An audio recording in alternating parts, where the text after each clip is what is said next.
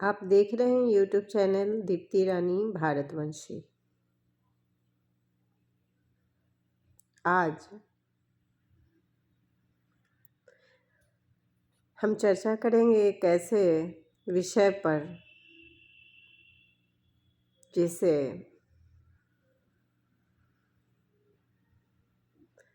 थोड़ा संवेदनशील माना जाता है, विशेष करके मंदिर और अगर शिक्षा का मंदिर पाठशाला को कहते हैं तो जी हाँ, पाठशाला के लिए।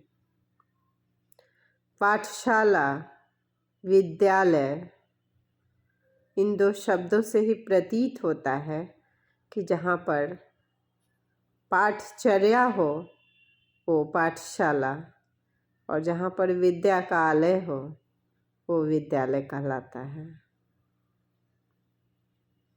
तो पाठशाला और विद्यालय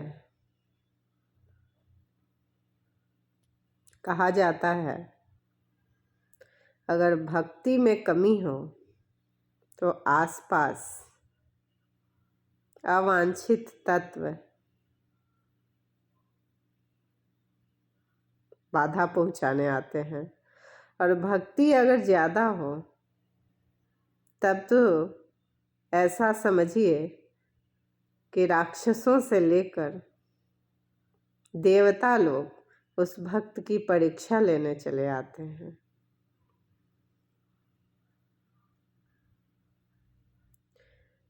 विद्यार्थी को शिक्षक हमेशा सही रास्ते पर चलाने के लिए प्रोत्साहित करता है। इस प्रोत्साहन का समाज के द्वारा हमेशा उसे सम्मानित नज़रों से देखा गया है। विद्यार्थी शिक्षक के द्वारा अपनी अज्ञानता को द्वार को हटाकर उसमें ज्ञान के प्रकाश को भरता है, और शिक्षक भी बिल्कुल ऐसा लगता है मानो विद्यार्थी अपने बच्चे से बढ़कर हो, क्योंकि शिक्षक विद्यार्थी के लिए केवल शिक्षक नहीं हो जाता, वह उसके सुख दुख का सहभागी हो जाता है। और इस तरह हमेशा शिक्षा की ज्योत विद्यालय में, पाठशाला में जलते रहती है। यहाँ पर सदैव शिक्षा की ज्योत जली है और आगे भी जलेगी। लेकिन हर माता पिता एक शिक्षक होते हैं, और हर बच्चे की पहली पाठशाला उनका घर होता है।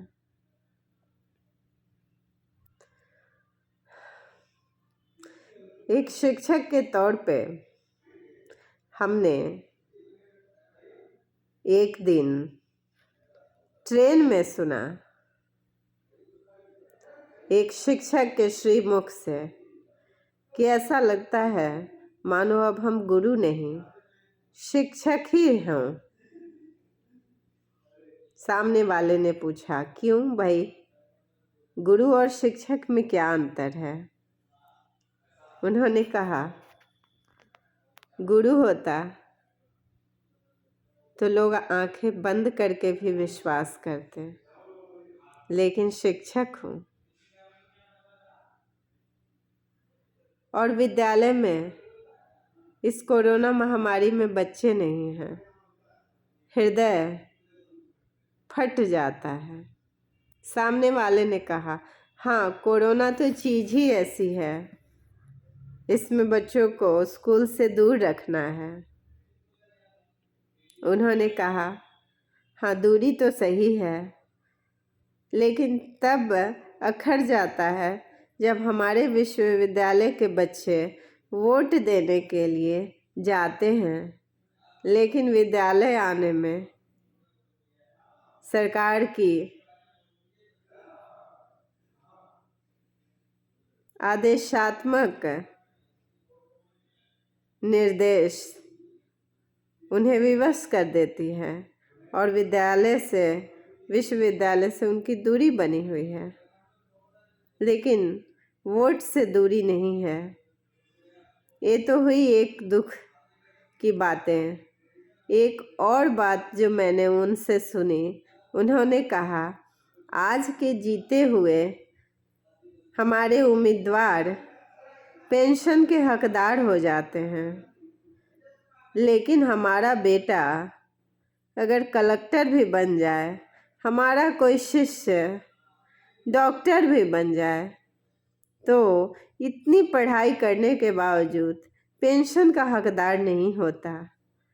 लोकतंत्र में देखा नहीं जाता इस तरह की विकृतियों को कि हमारा एक ही शिष्य नेता बनकर पेंशन का हकदार हो जाता है, लेकिन डॉक्टर और कलेक्टर बनकर पेंशन का हकदार नहीं होता।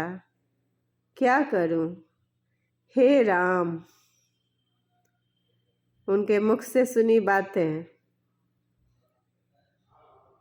मेरे, आपके, सबके हृदय में एक सवाल जरूर खड़े करेगी कि एक शिक्षक का शिष्य उसी से पढ़ा हुआ नेता बनकर पेंशन का हकदार क्यों हो जाता है, और उसी शिक्षक का शिष्य डॉक्टर और कलेक्टर बनकर भी इतनी पढ़ाई करने के बावजूद पेंशन का हकदार नहीं हो पाता।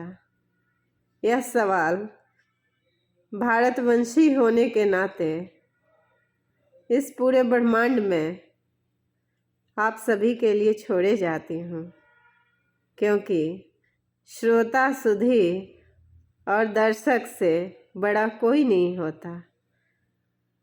जय हिंद, जय भारत, महात्मा गांधी की जय। हे राम।